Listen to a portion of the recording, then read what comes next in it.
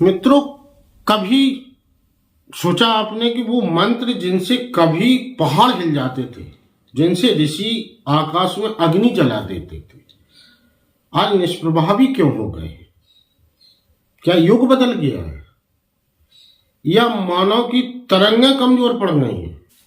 और सबसे बड़ा प्रश्न, क्या विज्ञान की शक्ति से उन मंत्रों की खोई हुई शक्ति को प्राप्त किया जा सकता है?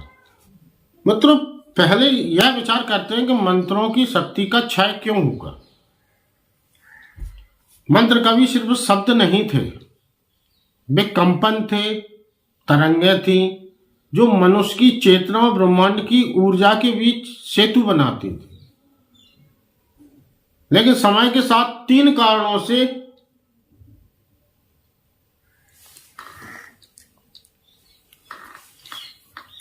इनकी शक्ति क्षीण हो गई।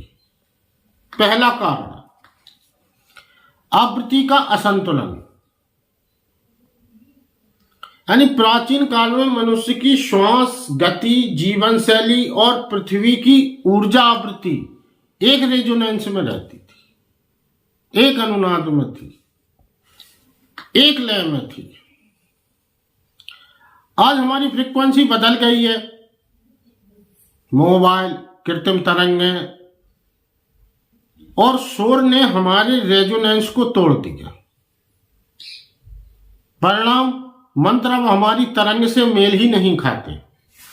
दूसरा कारण, उद्देश्य की अशुद्धि। यानी पहले मंत्र बोले नहीं जाते थे, अनुभव किए जाते थे। व्यक्ति जब तक भीतर से शुद्ध ना हो, जब तक उसका संकल्प निर्मल ना हो, तब तक ब्रह्मांड उसकी ध्वनि को स्वीकार नहीं करता। आज मंत्र सिद्धि के लिए नहीं, प्रदर्शन के लिए बोले जाते हैं और यही उनका पतन है। तीसरा कारण, साधक की ऊर्जा का पतन। जो ऋषियों की देह थी पुराने समय में, वो स्वयं एक जैव एंटेना की तरह थी जो पृथ्वी की ऊर्जा को सोखकर ब्रह्मांड में भेजती थी। आज मनुष्य की ऊर्जा बिखरी हुई है, ना श्वास में लय है, ना ध्यान में स्थिरता है। जब साधक की तरंग टूटी तो मंत्र का प्रभाव भी टूट गया। इसलिए मित्रों, मंत्र मरे नहीं हैं, हम उनकी आवृत्ति से गिर चुके हैं। और अब प्रश्न है कि क्या विज्ञान की मदद से उस खोई हुई तरंग को फिर से जोड़ा जा सकता है? आइए इस पर विचार करते हैं। विज्ञान कहता है हर ध्वनि, हर शब्द की अपनी एक सिग्नेचर फ्रीक्वेंसी होती है। मंत्र वही ध्वनि है जो ब्रह्मांड की मूल तरंगों से जुड़ने का माध्यम थी।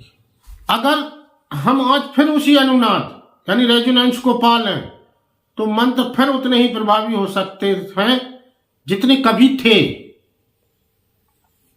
कैसे? पहला, वातावरण शुद्ध करो, क्योंकि कोई भी तरंग तभी टिकती है जब हवा में नॉइज ना हो, शोरगुल ना हो। दूसरा, अपने शरीर की आवृत्ति बढ़ाओ, श्वास साधना से, ध्यान से, सात्विक आहार से। मानव शरीर की कंपन स्थिर होती है, तो अपने शरीर की आवृत्ति बढ़ाना यह भी जरूरी है। तीसरा, मंत्र जपो लेकिन सुनने के भाव से। आप ये कहेंगे कि मंत्र तो बोला जा रहा है, सुनने के भाव से क्या मतलब है? इसका मतलब है क्योंकि जब सुनने के भाव से जपा जाता है किसी मंत्र को, तब ध्वनि बाहर नहीं जाती, भीतर गूंजती है, शरीर के अंदर हर कोशिकाओं में। और जब वह भीतर गूंजती है तभी चेतना और ध्वनि एक हो जाते हैं। यही वह क्षण है जब मंत्र सिद्ध होता है।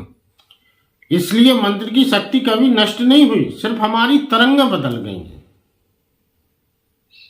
और वैज्ञानिक तरीके से सोचकर भी अगर कोशिश की जाए तो उस फ्रीक्वेंसीज को मैच किया जा सकता है जिसके कारण मंत्र प्रभावी होते थे। अब मंत्र की ऊर्जा तो वही है, हमें बस फिर से अपनी चेतना को उस आवृत्ति पर लाना है जहां ऋषि जपा करते थे और उनका प्रभाव प्राप्त करते थे मंत्रों का। चलिए मित्रों, आप कुछ विशेष मंत्रों की आवृत्ति पर बात कर लेते हैं। तो सबसे पहले बात करते हैं ओम। तो सभी मंत्रों का सार है, प्रथम नाद है और ब्रह्मांड की ध्वनि है। अगर इसकी औसत आवृत्ति 136.1 हर्ट्ज या 432 हर्ट्ज हार्मोनिक कर ली जाए तो इसका प्रभाव संपूर्ण शरीर के संतुलन पर होगा। शुमान रेजोनेंस यानी पृथ्वी की आवृत्ति से तालमेल होगा। ये कैसे विभाजित होगा, कैसे बोलना चाहिए, कब क्या आवृत्ति होनी चाहिए, उसके बारे में भी शोधकर्ताओं ने कहा है कि ओम का जो ओम का जो ए यानी अ, उसको मूलाधार पर चिंतन करके लगभग 110 हर्ट्ज पर आवृत्ति मैच करना चाहिए। इसका जो ओ है वो हृदय और कंठ पर लगभग 144 हर्ट्ज और इसका जो मा होता है ओम, उसका मस्तिष्क और शिखा पर 180 से 210 हर्ट्ज तक आवृत्ति मेल करना चाहिए। दूसरी बात करते हैं गायत्री मंत्र की।